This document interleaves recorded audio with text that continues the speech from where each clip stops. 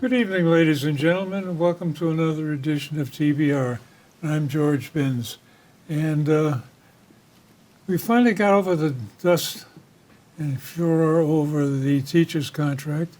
So to understand what was going on, the guests tonight are the co-presidents of the Beverly Teachers Association, Julia Brotherton and Andrea Sherman.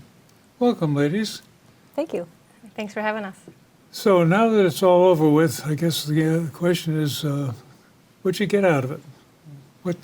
How did this show up with the teachers as being an advantage or disadvantage, or what was the goal? So the goals were, we had many goals, right? There were some of the issues that we were negotiating over. Yes, teacher salaries. Teacher salaries are pretty much the same as they were before we went into the strike. However, the teachers got better paid parental leave, much better paid parental leave. We also got some more acknowledgement of what we view as the crisis in our schools, of trying to make sure that we have mechanisms in place for keeping students safe in schools.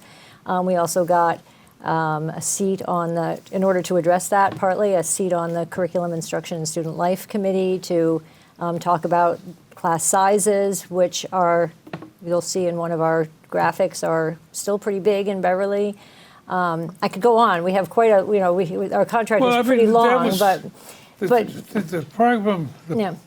was this thing dragged out for months, it seemed, Yeah. at least in the press. And there was a period of time where I guess you tried to motivate the school committee, said, okay, we're working to the rule, which is Yeah, right. the usual routine, and then actually went on strike and shut the schools down for was it 13 days, I guess?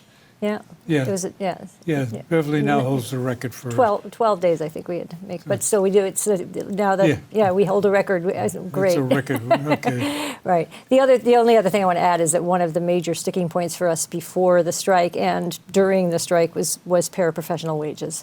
The last time I was on this show, I was here with Judy Martin, who's a paraprofessional, and Judy Martin, before this contract, earned something around probably $25,000 or $26,000 a year for doing that job that she described to you, which is pretty, demanding job. And the paraprofessionals are crucial to the success of our schools. They help our most vulnerable students. They help with just kind of the operations of the school. And we thought that it was wrong that they were getting paid so little, and we were really trying to get them to what's known as a living wage. Well, I think that's part of the problem, that I think some of the paraphernalia that showed up was the average pay for a paraprofessional was $18 an hour, which compared to a lot of jobs, that isn't too bad. And now the question comes down to, are they getting paid on the basis of 5 or 6 hours a day, or do they get a full day's pay? Do you want to talk about that one, Andrea? So I think it's dangerous to look at our jobs as hourly jobs, because whenever we're in a school with students, we're working. It's like the idea of being on, right? Yeah. And whether or not it's a person's lunch or a break time, if a student needs something, the adult there will be there to help. Yeah. And so the big picture, and that we would like the community to understand, is that a person should be able to work full-time in a school and be able to earn a salary that allows them to live in the same community. And so that was our goal from the beginning, that this is a job worthy of pay that allows a person to live and work in the same place. Yeah, that gets into another nasty situation of who can afford to live here. Yes, it is But nasty. that's another story for another night. Yep. But basically the question keeps coming down to, I guess, is how much of the teaching load or control the classroom load are the paraprofessionals contributing to it? I can answer that. It's all hands on deck right now at school. We are in a crisis in education that's not like anything when I was a student in school, when you were a student in school. Kids' needs today are nothing like they ever have been before. And so we're already feeling understaffed. For example, I teach health and wellness. I have a class right now of 29 students, and I'm often alone in that room with that caseload. It doesn't really matter how talented or educated or professional a person is. Students are variable, and we have to be ready for anything. So to answer the question, what load does a paraprofessional carry in that? It's a team effort. It shouldn't be, well, that's not my job, I'm not going to help. It's all for what's good for kids, and when you have talented staff in the room that will return year after year, you can create a chemistry and really help the kids that are in front of you.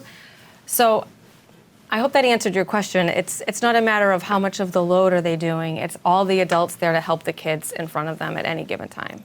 Well, I think as we were talking before the camera started rolling, that was one of the major stumbling blocks reaching a settlement with the administration. Let's leave it at that.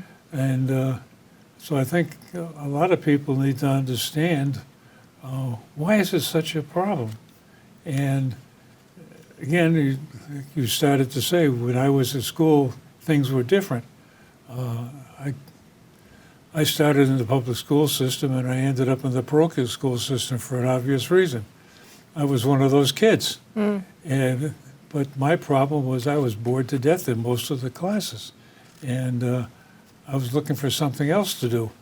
And once you get into the parochial system, one nun handling a class of 40 kids was nothing. You didn't have a problem twice. But, so that's a different world. Right. And I think this transition to the point of having teachers' aides, paraprofessionals, is something that doesn't quite fit with everybody's experience. So it's something that's, well, what's the big deal about that?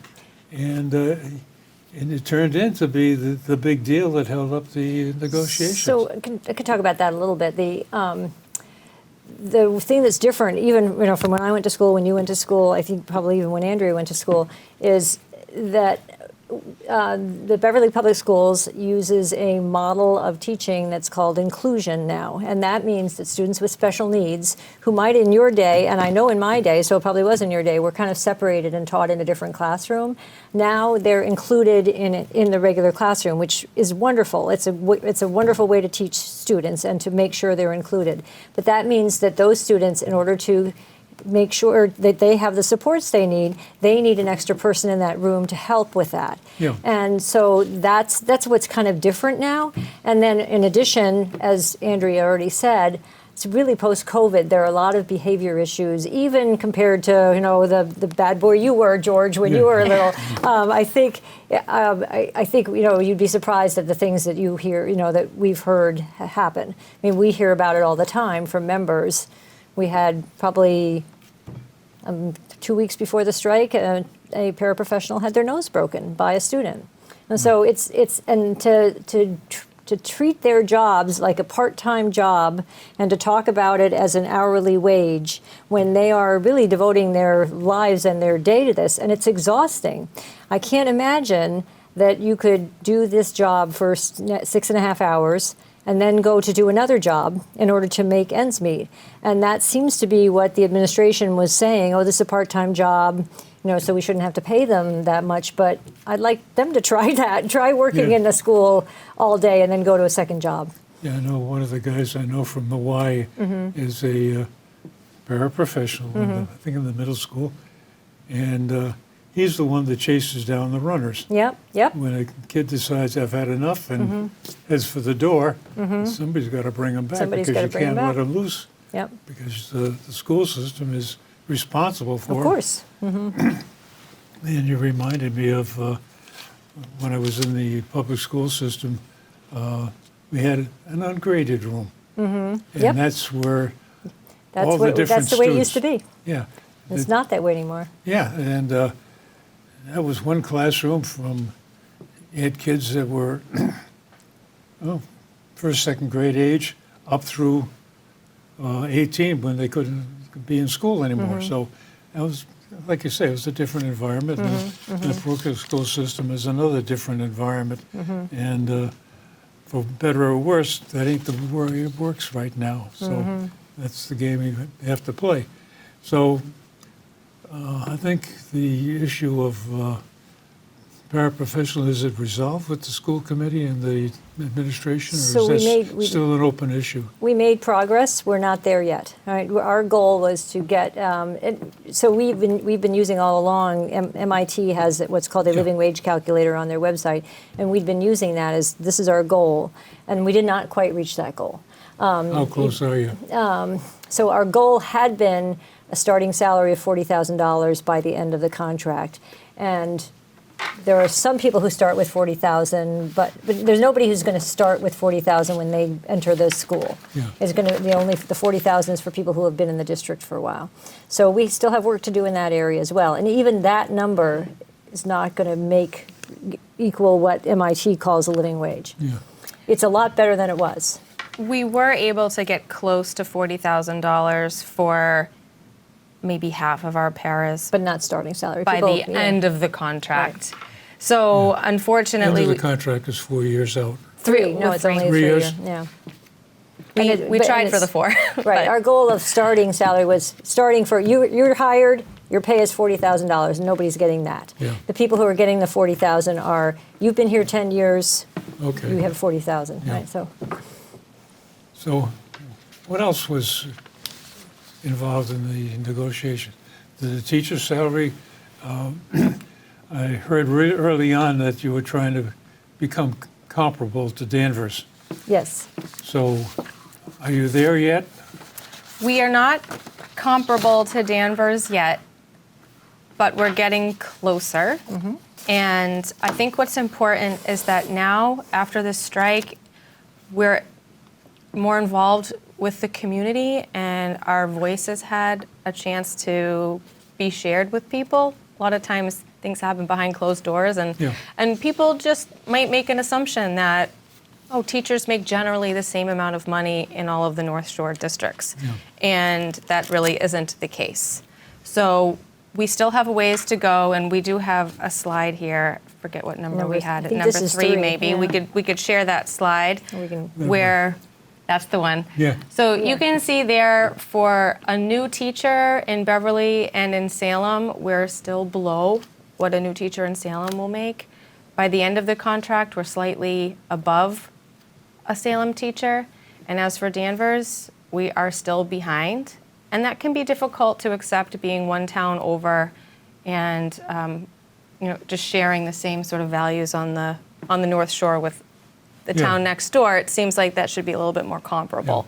But now people can see this, and this leads us to the next slide we can share, which is that our retention numbers are alarming, and people in the community should also be Slide aware of that. Slide number 1, maybe. That one, yeah. Yeah. And, yeah. and this I can speak to in a statistics way, but also in a personal way. I started teaching in 2007, and so many of my friends and colleagues have left for another municipality, not because they disliked being in Beverly that much, but it can be difficult to turn a higher salary down in these times. And, Yeah. everybody's Oh, yeah. trying their hardest to make ends meet and provide for their families. And so, in the middle school, we lost more than 25 people in 1 year. And that hurts not just our own relationships, but it hurts kids. It just prevents a school from being what it could be. Yeah. Well, it's a real case. I recognize it. My granddaughter is a teacher, and she was hired after she got a degree as a paraprofessional in Beverly, and she's now working out in Reading. Mm-hmm. And another granddaughter was a paraprofessional in Beverly, and she's now in Wilmington. So, it's a real problem that reality strikes that a higher pay, you're doing the same kind of work. What commands loyalty? I mean, Well, especially when you have rent to pay or Yeah. and other expenses. Or just your own self-worth, Yes, feeling like yeah. I know the work I'm doing is valuable and I feel like I should be compensated fairly. So you're getting into another kind of a problem. What kind of a relationship is there between the teachers and the administration? I know there's two different groups to the association. So you're talking about now, or you're talking about before the strike? So now we're trying to rebuild our relationships. So since we started negotiating last February, we've had some difficult times, right? We've managed to get along kind of on a personal level, but we've had a lot of disagreements, especially, for example, on what does it mean to be a paraprofessional, and is that a part-time job or not? And we still argue, no, it should not be viewed that way, that kind of thing. So now, things were pretty bad during the strike, and we're working on trying to rebuild the whole school system. I think what's confusing for me personally is that what the teachers and paras are asking for or fighting for, we feel like administration should agree with us that those asks are better for kids and better for teachers and better for all. And so in my mind, we should have a shared goal of making the Beverly schools the best they can be. And this could lead to our last slide, is that when we don't fund them appropriately, there's no way that we can be competitive with any other district. And that's not fair to the city of Beverly. This one might need a little bit of explaining. So the red line is Chapter 70, which is money that comes from the state to the school system. Yeah. And you can see kind of where the line really kind of takes a turn and really starts going up dramatically.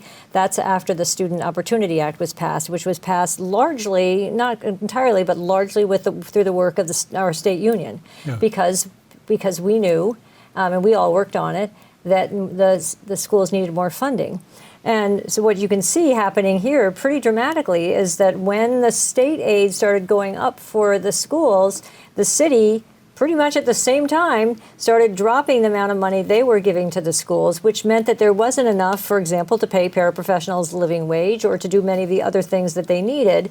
And this was something that we were fighting against. I know the mayor said multiple times, and it's true, the first year of the contract, we agreed on that first year of the contract before we even went on strike, on the amount of money they were putting in there, because he called it historic.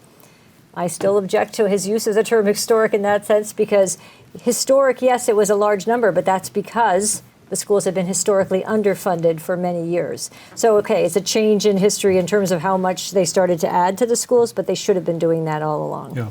And I know they say that the state funding in other areas has gone down, but that doesn't mean they should do it on the backs of students. And that's what's been happening. What you're pointing out here is the state was motivated to provide more aid to the cities and towns. And looks like Beverly took that as an advantage to say, we can save money here and we can spend it someplace else. Yeah. And as you know, George, you live in Beverly, you're a taxpayer. Beverly didn't even tax to its levy limit, for several years before You this. don't want to start me on I that. know. I know it's a tough topic because that's all, the taxes in general are a tough topic and the levy limit is tough, but that's the truth. The thing that bothers me about that one is it's somewhat disingenuous because I went back and ran the numbers on my tax bills, and I was paying taxes at an increase of about 4.2% per year. Because of the assessments, yeah. Yeah. Yeah. So, the tax rate Right. went down, but my assessment went up more than to And compensate of for course, it. to argue with it, I would argue so did your equity, right? So that's and I know you're not planning to sell your house, so what does it matter? Yeah. But that's the trade-off. Your house is worth more. Well, that gets into another funny game. Right. That assessed value is the funny money. I Right. can't go out and cash it in. Right. That's another story for another Another night. day, yes. But, so, again, I guess what you're telling me, what I'm hearing is that the school committee and the administration has got one position. The teachers Association's got another, and in between, you've got these administrators that are sort of betwixt and between. They don't know which way to jump. Well, in this case, it seemed pretty clear that the superintendent was on the side of the school committee. Yeah, so I think she knew which way to jump. That's my impression. Okay, so then I get the impression that the teachers were really on their own trying to convince the schools system that more to be done. And I think you had a long list at one time of changes that you wanted to implement in the way school is run. And I think extension of the lunch hour, and there's a couple other in there. How is those things going to help? Well, I think research shows for kids they need movement and break time during the day. And our district is already reporting that students receive a lunch and a recess break. And we were looking to formalize that in the contract. That was already being reported to the Department of Education. Say that again, what they're doing? So right now, the City of Beverly reports to the Department of Education that students in elementary schools receive a half hour for lunch and a half hour for recess, or the equivalent of an hour. Yeah. So we were looking to formalize that in our contract. That was a sticking point. We were not able to get that in writing. We were able to kick it to a committee so that we could be sure that we are offering students. Well, how much are they really getting? More like 40 minutes, it seems like. And this is in the elementary schools. And Yeah. it's different based on what elementary school Yes. a child attends. And- And the middle school, 6th and 5th grade receive some recess time and a 20-minute lunch. And 7th and 8th grade receive no recess time and also a 20-minute lunch. So it's not equitable across grade levels or throughout the buildings. So how far would you carry this essentially 1 hour of comp time? All the way through high school? Oh, no, we were asking for it for elementary. So it was K to 4. K to 4? Yeah, I think it gets a little bit wiggly with 5th grade being in the middle school. it does, Yeah. yeah. And they really are young compared to the 8th grade. Kids do need to have a break, and I think it's important for schedules to have flexibility based on what kids need at that particular part of their development. So schools should be able to accommodate what is best for children developmentally, and that's also what we're asking for, is a school day, a structure that provides students what they need and deserve in a way that helps everyone reach their potential. That's the goal. We want Yeah. to create mindful citizens Yeah. someday. Another issue with the lunch, which is newish, is that after the millionaire's tax was passed, some of that money was, the state took some of that money that was designed to go to education and said, we want free lunch for every student, which is wonderful. Again, a great thing. That meant that the lines at lunch were longer in every building. And so some students, if they're not the first in line, they barely had enough time to eat their lunch because they're waiting in line so long for lunch that they just barely get a chance to sit down. CDC recommends that students have half an hour of seated time for lunch. Beverly students are not getting that. And then recess. Who is the CVC? Center for Disease Control. So, Okay. yeah.